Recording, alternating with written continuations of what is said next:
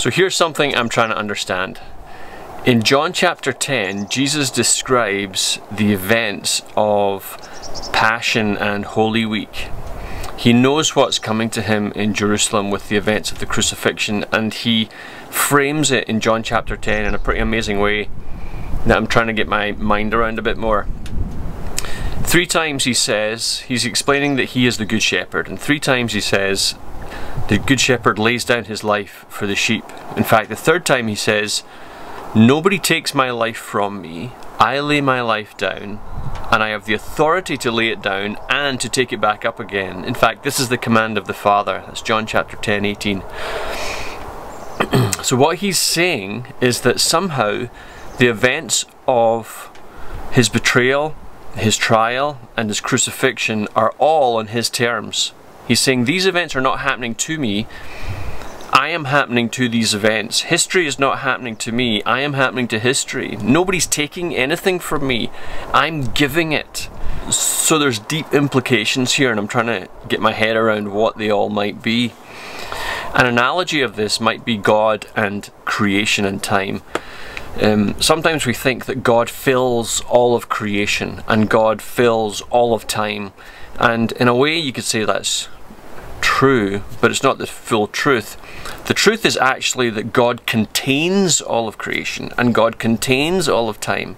Creation is not the container of God, God is the container of creation. Everything is on his terms.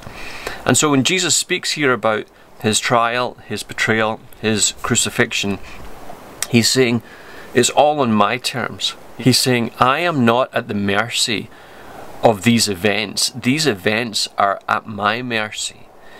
It is within his full authority that all this is happening. Another analogy that might help with this is when Jesus heals a leper. Now in Jesus' day, leprosy was this dreaded and feared disease. There was a real social paranoia around it, because if you got near a leper, or certainly if you touched a leper, everybody assumed the chances are you would catch it. Jesus heals a leper, and he does so by touching the leper. And what happens in that event is quite beautiful, because Jesus doesn't get what the leper has. The leper gets what Jesus has, which is grace and healing and cleansing.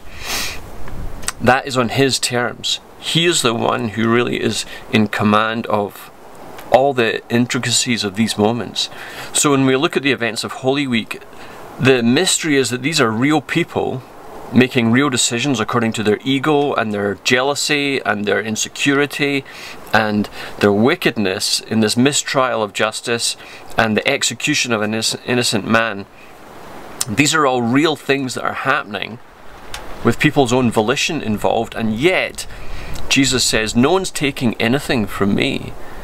I'm the one who is giving myself into this.